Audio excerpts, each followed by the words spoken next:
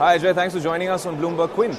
Pleasure, absolute pleasure. All right. As you guys can see, we're clearly shooting on a Nokia 8.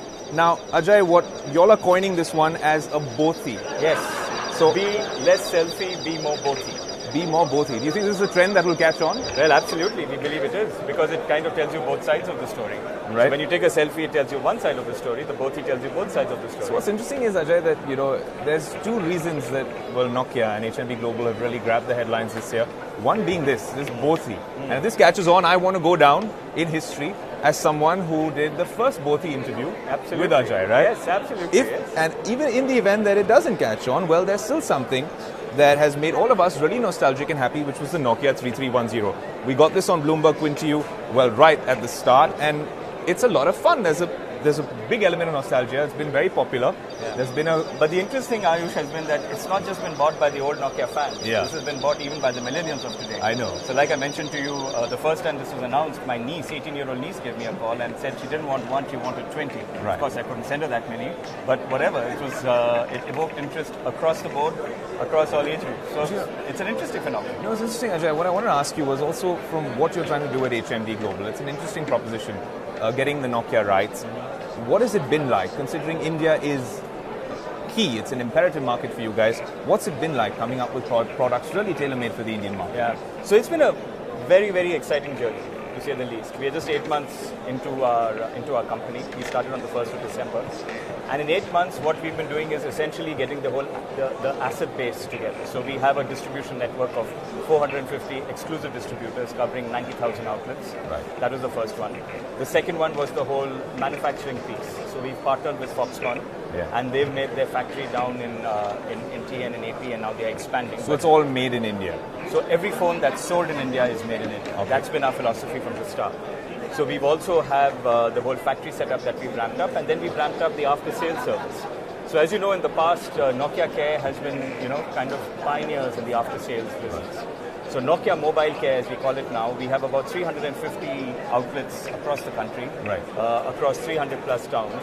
And we also have, for Nokia 8, we have a concierge service in the top 50 countries. So you just call and somebody comes, gets your phone and repairs it and gives it back to you. Considering, Ajey, some would also view that as a lot of baggage, considering that Nokia was known for their customer care, for their after-sales.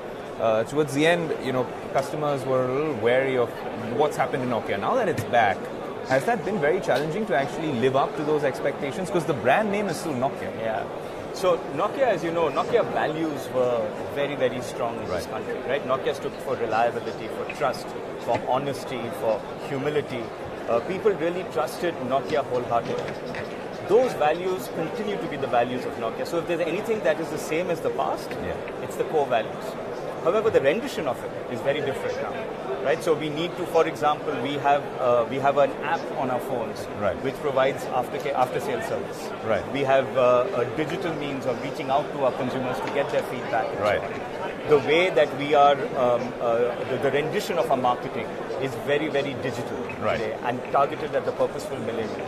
So while the core values have remained the same, we are in the process of building Nokia true to those core values. Right. So if there is, I would not call it a challenge, I would call it an opportunity. It's an opportunity that we have, and the start has been phenomenal. So we've launched those products. So it's been a phenomenal start, Ajey, I agree, but this is a phone that everyone was waiting for, and the few times that we do cover phones and blockbuster releases, this was something I was very curious about.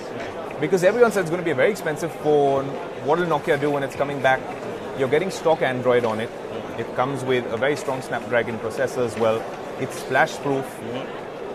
The narrative is all about this taking on the OnePlus 5 because that's a very popular phone already in India. How did you guys approach this particular product, especially when it comes to pricing at 36,000 and 999? At 36,999. So yeah, I don't know about competition. So the way we are building Nokia is we want to build the Nokia business in a way that we believe is the right way to build it. Right. So with Nokia 8, we bought three firsts. We bought the Zeiss optics technology. This is the first phone where we unveiled the Zeiss technology on our phones.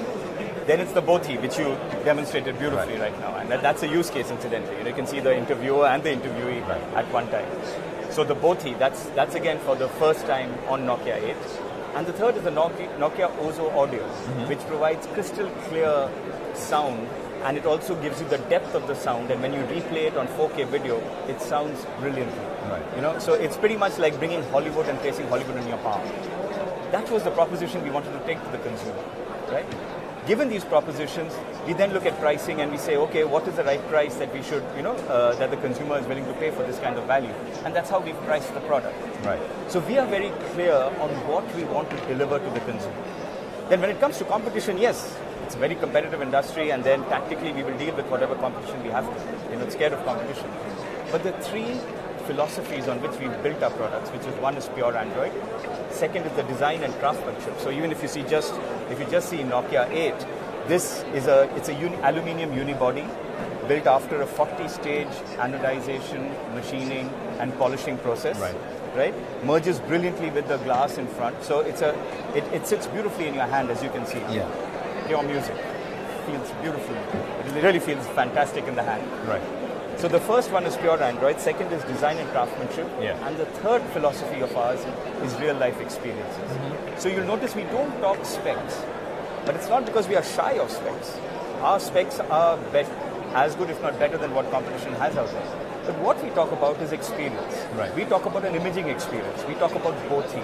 Right. We talk about having live streaming on our phones, which you can upload to social media with one touch. And as a Bothie as well. As a Bothie. Right. So we are talking experiences, and we don't touch specs. Right. We might be doing perhaps a lot more interviews on Bloomberg Quinn Digital First on these Bothie phones. But there's another important question I want to ask you, Ajey, is when it comes to the Indian market, you mentioned it's a very cluttered space, it's a very competitive space, but when you do approach the Indian market, especially with a brand like Nokia coming back as HMD Global, how difficult does it seem, especially considering the influx of Chinese players and the amount of money that they've actually pumped in on marketing, on product placement, on manufacturing, all of that?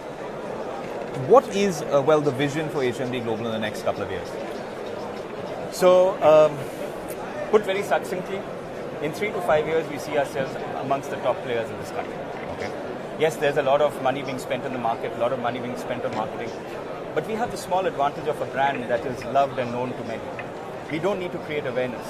100% awareness is there.